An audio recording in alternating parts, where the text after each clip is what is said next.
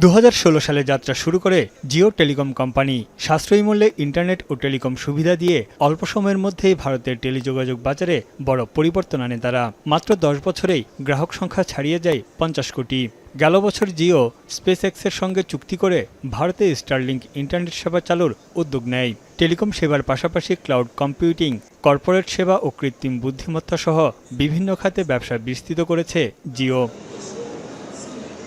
Nova LED TV, ঝকঝকে ছবি, নিখুঁত শব্দ, 5 বছরের ওয়ারেন্টি। নোভা মানি সঠিক মান, নিশ্চিত সেবা। ভারতীয় ধনকুবের মুকেশ আম্বানির মালিকানাধীন রিলায়েন্স ইন্ডাস্ট্রিজের মালিকানাধীন প্রতিষ্ঠানটি ভারতের টেলিকম খাতের চিত্র বদলে দিয়েছে। এবার জিও প্ল্যাটফর্ম শেয়ার বাজারে আসার ঘোষণা দেয়। এরই মধ্যে প্রাথমিক গণপ্রস্তাব বা আইপিওর খসড়া বিবরণী অনুমোদন করেছে জিওর পরিচালনা পর্ষদ।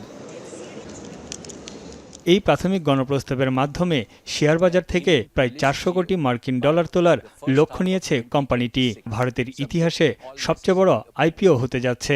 বিশ্লেষকদের মতে ভারতের শেয়ার বাজারে কয়েক মাসের অস্থিরতায় নতুন এই শেয়ার ইস্যু নিয়ে বিনিয়োগকারীদের আগ্রহ যাচাইয়ে জিওর তালিকাভুক্তি গুরুত্বপূর্ণ পরীক্ষা হিসেবে দেখা হচ্ছে। এর মধ্য দিয়ে সাম্প্রতিক মন্দা কাটিয়ে আস্থা ফিরতে পারে ভারতের শেয়ার বাজারে।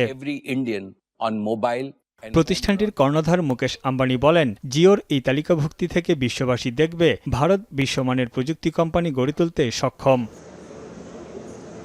প্রায় 1 বছর অপেক্ষার পর আইপিও ঘোষণা করল জিও।